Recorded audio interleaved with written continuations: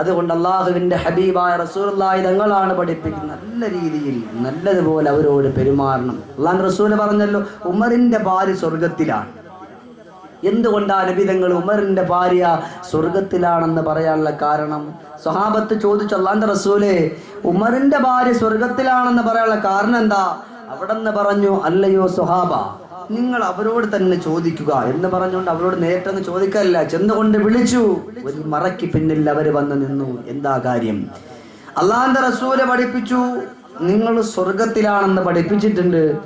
എന്താണ് അതിന്റെ കാരണം? ഞാൻ ഒരുപാട് നമസ്കരിക്കാറില്ല, ഒരുപാട് നോമ്പ് പിടിക്കാറില്ല, ഒരുപാട് സക്കാത്തൊന്നും ചെയ്യാറില്ല. പക്ഷെ ഒരു കാര്യം ഞാൻ ചെയ്യാറുണ്ട്.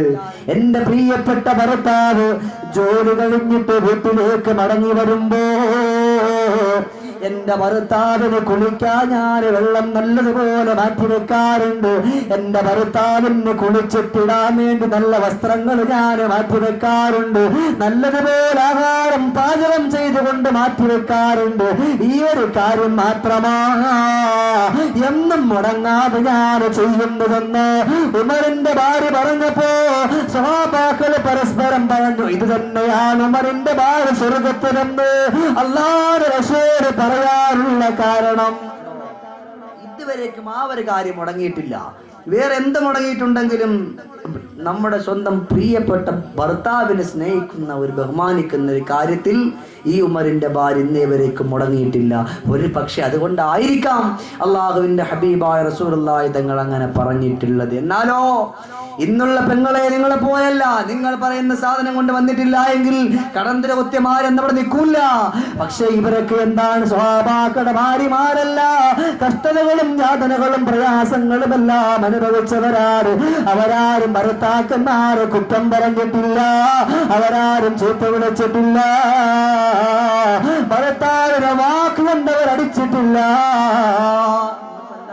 ഒരടിയടിച്ചാൽ അത് മാഞ്ഞു പോയി, വാക്ക് പറഞ്ഞാൽ മായൂല. ഇതാ കാരണം അല്ലേ? ഒരു കാര്യം, എന്നാൽ എൻ്റെ ഭാര്യ ഇത്രയും ഞാൻ അവൾക്ക് വേണ്ടിയിട്ട് കഷ്ടപ്പെട്ടിട്ടും അവൾ എന്നെ കുറിച്ച് ഇങ്ങനെ പറഞ്ഞല്ലോ, അത് ഭർത്താവിന്റെ മനസ്സിന് വല്ലാത്തൊരു വേദനയാണ്. ഈ വേദന എവിടേക്കാ പോകുന്നത്? അല്ലാഹു റബ്ബുൽ ഇസ്സത്തായ തമ്പുരാന്റെ സമക്ഷത്തിലേക്കാണ് പോകുന്നത്. അങ്ങനെ പോയാലോ എൻ്റെ പ്രിയപ്പെട്ട പെങ്ങളെ, ഇവിടെ നമുക്ക് പരാജയം സംഭവിക്കുകയാണ്. അള്ളാഹുവിന്റെ റഹ്മത്തിന്റെ മാലാകമാർ അല്ല, അള്ളാഹുവിന്റെ ലഅനത്തിന്റെ മാലാകമാരായിരിക്കും നിങ്ങൾക്ക് വേണ്ടിയിട്ട് ഇങ്ങനെ ചോദിക്കരുത്. എന്താ? അള്ളാഹ് നീ പുറത്തു കൊടുക്കണേ, അള്ളാഹ് ഈ പെണ്ണിനെ ശപിക്കണേ, അള്ളാഹ് അതിലേക്ക് പോകരുത്. അതുകൊണ്ട് അള്ളാഹിന്റെ പൊരുത്തം നമുക്ക് വേണം. അതിന് അള്ളാഹു നമുക്ക് ഏവർക്കും തൗഫീഖ് നൽകി അനുഗ്രഹിക്കുമാറാകട്ടെ. അതുകൊണ്ട് സ്വഹാബാക്കളുടെ ഭാര്യമാരുടെ ജീവിതം, അവരോടുള്ള അവരുടെ എല്ലാ കടമകളും നമ്മളും കൊണ്ടുവന്ന നമ്മളതാ രക്ഷപ്പെട്ട് പെണ്ണേ. അല്ലാഹുവിന്റെ റസൂലിനോട് ഒരു സ്വഹാബി ഒന്നുകൊണ്ട് ചോദിച്ചു, അയ്യുൻ നിസാഇ ഖൈറു യാ റസൂലല്ലാഹ്, പെണ്ണുങ്ങളിൽ വെച്ച് ഏത് പെണ്ണാണ് ഉത്തമയായ പെണ്ണ്? അല്ലാഹുവിന്റെ റസൂൽ പഠിപ്പിക്കുന്നു, തസ്റുഹു ഇദാ നളറാ, പെണ്ണിലേക്ക് നീ നോക്കിക്കഴിഞ്ഞാൽ ആ പെണ്ണ് നിന്നെ സന്തോഷിപ്പിക്കും. അങ്ങനെയുള്ള പെണ്ണാണ് ഖൈറായ പെണ്ണ്. മാത്രമല്ല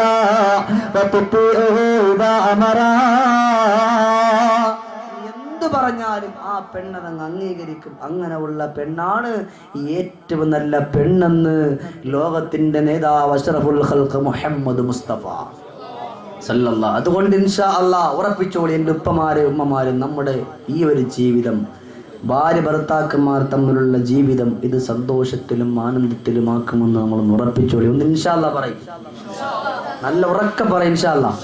അല്ലാഹു റബ്ബുൽ ഇസ്സ, അല്ലാഹ് നമ്മുടെ മക്കളൊക്കെ ആത്മാർത്ഥ ഇൻഷാ അല്ലാഹ് പറയുന്നത്. ഭാവിയിൽ അല്ലാഹു തആല അവരങ്ങനെ ആക്കട്ടെ. ഒന്ന് ഉറക്കാമീൻ പറഞ്ഞേക്ക്. അല്ലാഹു തആല സ്വീകരിക്കും. ഒരു 3 സ്വലാത്ത് പോട്ടെ മദീനയിലേക്ക്. സ്വല്ലല്ലാഹു അലാ സയ്യിദിനാ മുഹമ്മദ് സല്ലല്ലാഹു അലൈഹി വസല്ലം. സല്ലല്ലാഹു അലാ മുഹമ്മദ് സല്ലല്ലാഹു അലൈഹി വസല്ലം. അല്ലാഹുമ്മ സ്വല്ലി അലാ സയ്യിദിനാ മുഹമ്മദ് വൽ ആലി അഹ്ലിൽ ബൈത്തി സല്ലം. അല്ലാഹുവേ, ഞങ്ങൾ ഈ ചൊല്ലി സ്വലാത്ത് മദീനയിലേക്ക് എത്തിക്കണേ അല്ലാ. ഇവിടെ ഇരിക്കുന്ന ഉപ്പമാര്, മക്കള്, പ്രിയമുള്ള ഉമ്മമാര് എല്ലാവരെയും നീ കാട്ടിക്കൊടുക്കണേ അല്ലാ. ബിഹഖിൻ നബി മുസ്തഫ മുഹമ്മദ് സല്ലല്ലാഹു അലൈഹി വസല്ലം. അതുകൊണ്ട് ഇൻഷാ അല്ലാഹ് ഇന്നലെയും ഇന്നുമായി നമ്മൾ പറഞ്ഞ കാര്യങ്ങൾ നമ്മുടെ ജീവിതത്തിൽ നമ്മൾ കൊണ്ടുവന്ന് നമ്മൾ അമൽ ചെയ്യും. എന്നാലേ നമുക്ക് വിജയമുള്ളൂ. അല്ലാഹു തആല നല്ലത് കേട്ട് നല്ലത് പഠിച്ച് നല്ലത് നമ്മുടെ ജീവിതത്തിൽ കൊണ്ടുവരുന്ന മുത്തഖീങ്ങളുടെ കൂട്ടത്തിൽ നമ്മളെ ഉൾപ്പെടുത്തട്ടെ. അതുകൊണ്ട് സദാസമയത്തും ഇന്നലെ ഞാൻ പറഞ്ഞതുപോലെ എപ്പോഴും നമ്മൾ ഇവിടെ നിന്ന് വിട്ടുപിരിഞ്ഞു പോകാം. ആ ഒരവസ്ഥ അല്ലാഹ് ഇപ്പൊ എൻ്റെ അടുക്കലാണ്. ഒരു ദിവസം ഒരു മനുഷ്യന്റെ അല്ലെങ്കിൽ 7 തവണ അസ്രാഈൽ വരും.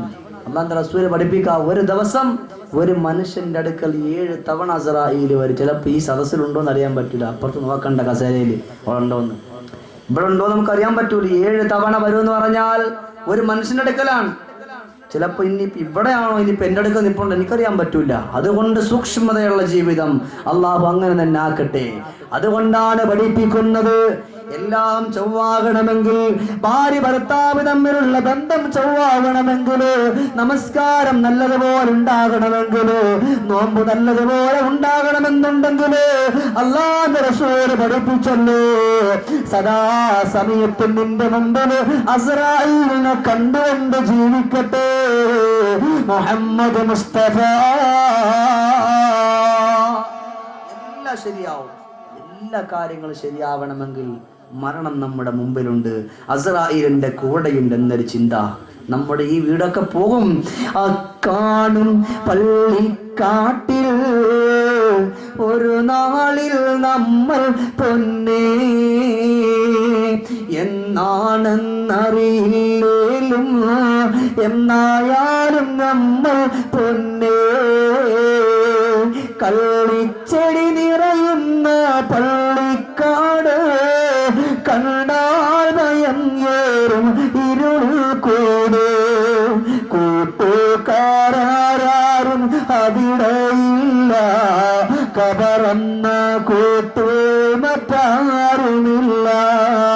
ഈ ദുനിയാവിന്റെ പുറത്തു നിന്ന് പോകുമ്പോ 6 അടി മണ്ണാകുന്ന നമ്മുടെ യഥാർത്ഥ വീട് അവിടേക്ക് നമ്മൾ പോകുമ്പോ ഈ ദുനിയാവിന്റെ പുറത്തുനിന്ന് വല്ലതും സമ്പാദിച്ചു കൊണ്ട് പോകണ്ടേ പ്രിയമുള്ളവരെ. ഇവിടുന്ന് പോകുന്ന സമയത്ത് എന്തെങ്കിലുമൊക്കെ നല്ല അമലുകൾ ചെയ്ത് സന്തോഷകരമായിട്ട് നമ്മൾ പോകണം. അങ്ങനെ പോയില്ല എങ്കിൽ നമ്മൾ പരാജയത്തിന്റെ പടുകുടിയിൽ നമ്മൾ പെട്ടുപോകും. അള്ളാഹു നമ്മളെ കാത്ത് രക്ഷിക്കുമാറാകട്ടെ. അതുകൊണ്ട് സഹോദരങ്ങളെ ഇവിടെ വെച്ചുകൊണ്ട് ഉറപ്പിക്കുക, അല്ലാഹുവേ ഞാൻ ഇനി എന്റെ ജീവിതം അല്ലാഹുവിന് ഇഷ്ടപ്പെട്ട രീതിയിലാക്കും. ഹബീബായ റസൂലുള്ളാഹി തങ്ങൾ പറഞ്ഞ പാതയിൽ കൂടി മുന്നോട്ട് വെക്കും.